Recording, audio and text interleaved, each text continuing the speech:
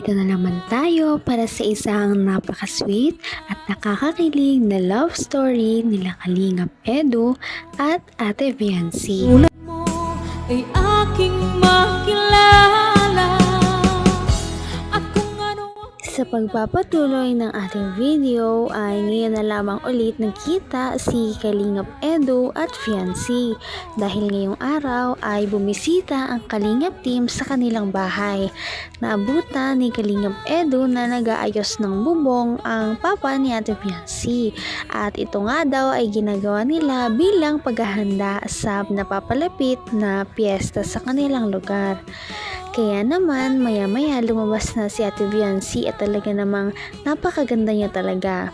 Sabi naman ni Kalingap Edu na medyo nagtatampo daw siya dahil parang hindi naman siya pinapansin ni Ate Viancy. Maya-maya ay pinapasok niya na lamang si Kalingap Edu sa bahay nila upang doon sila ay makapag-usap sa mga bagay-bagay dahil namiss nga nila ang isa't isa. Medyo matagal na naman sila kasing hindi nakapagkita. Pinapalaki nyo na. Para doon pala yun. Uy. Ay. Grabe, di ako pinansin. Anong ginagawa nyo po? Para saan yan? Pista. Sa pista. O, walang lutuan. Bro, hindi kayo tumuloy po mo, bro. Ha? Hindi mo kayo tumuloy. Hindi naman yun. Kala mo, Ikaw. kala mo rin, ha? Uy, hindi yan para doon. Iba yan. Ay, Ano?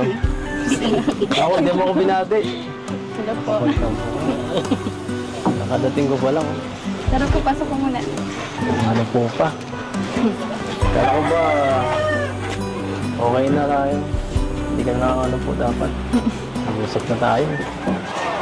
Grabe at napakaganda nga ni Ate Viancy noong araw na yon.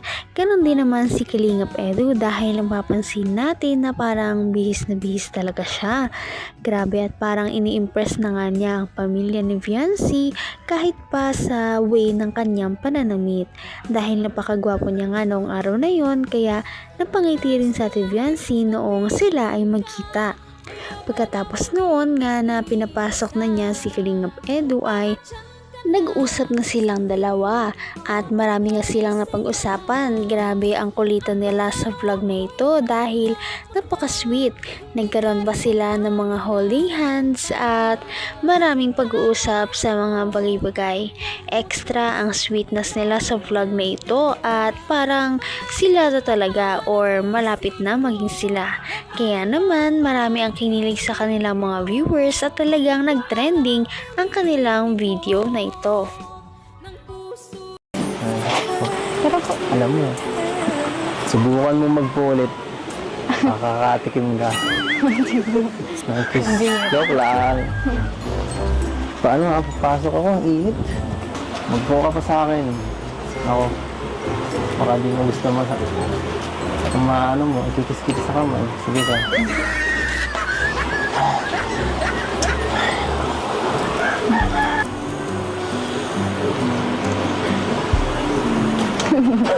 Hindi ba? Gusto niyo pang tubig? Ha? Tubig po. Gusto ko. Hindi, kahit di na. Okay lang ako. Diyan ka lang.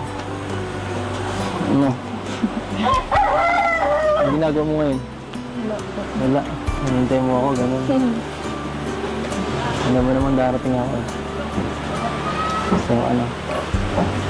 Parang di ka naghanda. Kilig na kilig ang mga viewers dahil sa mga ginagawa ni Kalingap Edu. Talaga namang parang inaasar niya si Ate Viancy porket alam niya na hindi may iwasan ni Ate Viancy na mag-post sa kanya dahil magalang ang bata si Viancy at medyo mahiyain. Kaya naman hindi niya talaga maalis sa kanyang sarili na magpo sa mga ibang tao na kanyang kausap kahit pa ito ay kanyang kaedad. Sabi ni Kalingap Edu na meron na siyang punishment kada magsasabi siya ng po kapag kausap niya si Kalingap Edu. Talagang tinitrain na niya si Viancy na wag magpo sa kanya dahil parang may something na nga sa kanilang dalawa. At kung magkakaroon o matutuloy man ay ayaw niya na nagpo sa kanya si Ate Viancy dahil kung magpo si Ate Viancy ay para lamang silang magtropa. At nakakatuwa naman dahil hindi talaga ito maiwasan ni Viancy kaya parang matutuloy ang kiss sa kamay niya. Ay, Oo nga po. Bagay po sa inyo. kaya, narinig ko yun, Ito, sinasadya mo, Sinasadya mo yata, Ba't ka namumula? Ayan.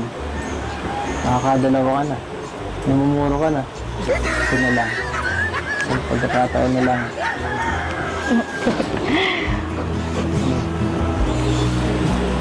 Saka pala, ano nga yung sabi mo kanina? Bagay. Bagay ho sa inyo yung suot. Po ka na naman. Ay, sige. Napalampasin ko muna yan ngayon, Ay, ikaw talaga. Bagay sa akin ang suot ko. Sabi, Kitang-kita sa mga mukha ni Ate Viancy na talaga namang kinakabahan siya sa pag-kiss sa kanya ni Kalingap Edu. Dapat nga ito talaga ay kiss, ngunit sabi naman ni Kalingap Edu na sa kamay na lamang daw dahil nagbibiro lamang ito. Parang enjoy na enjoy talaga siya na asarin si Ate Viancy. Parang ito talaga ang mga steps na ginagawa ng mga lalaki ang mang-asar kapag gusto nila ang isang babae. Kaya naman kinilig ang mga viewers sa kanilang mga ginagawa. Sabi ni Kalingap Edu na mamaya kapag inulit pa ni Ate Viancy ang pagsasabi ng po sa kanya ay talagang tutuluyan niya na daw ang pag-kiss sa kamay ni Ate Viancy. Kaya parang tumahimik nilang sa Ate Viancy para hindi ito mangyari.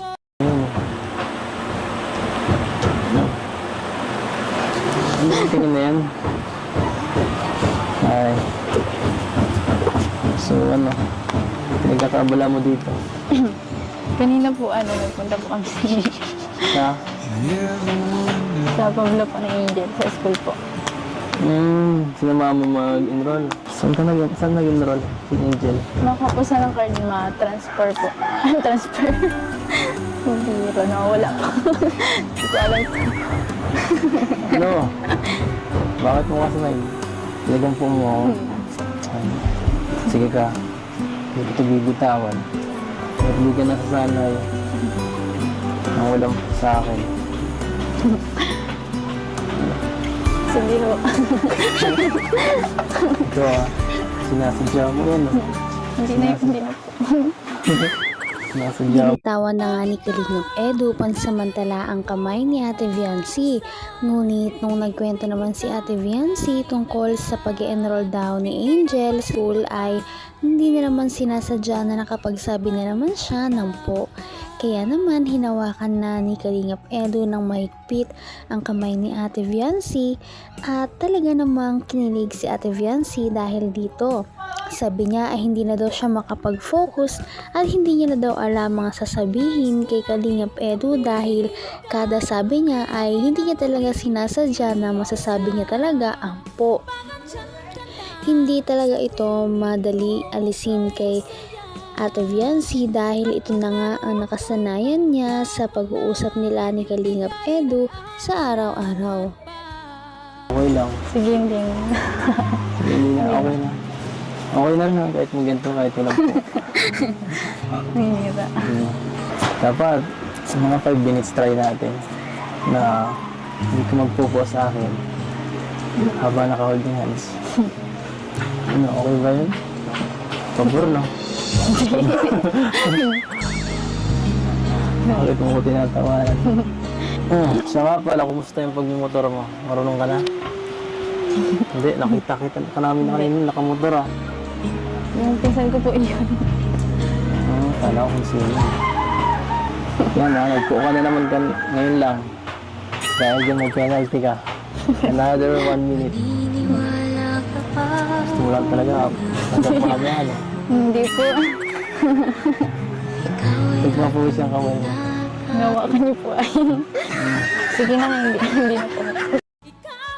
Ang punishment nga na ito ni Ate Viancy ay talaga namang nag-level up dahil sabi ni Kalingap Edu na hindi niya na daw i-kiss ang ni Ate Viancy.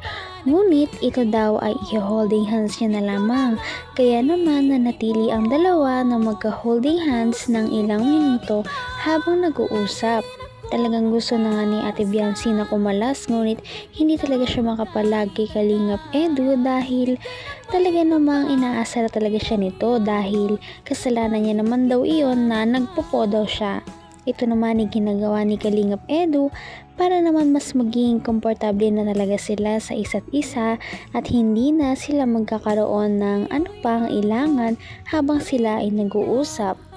Kaya naman tunghayan natin ang iba pang surprise sa ating next na video. Kaya naman sana ipatuloy natin silang suportahan at mahalin si Viancy, si Kalingap Edu at ang Kalingap team.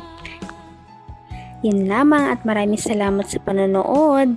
Abangan natin kung magkakatuluyan ba talaga si Kalingap Edu at Viancy. Hanggang sa muli. Bye! Ngayon'y abot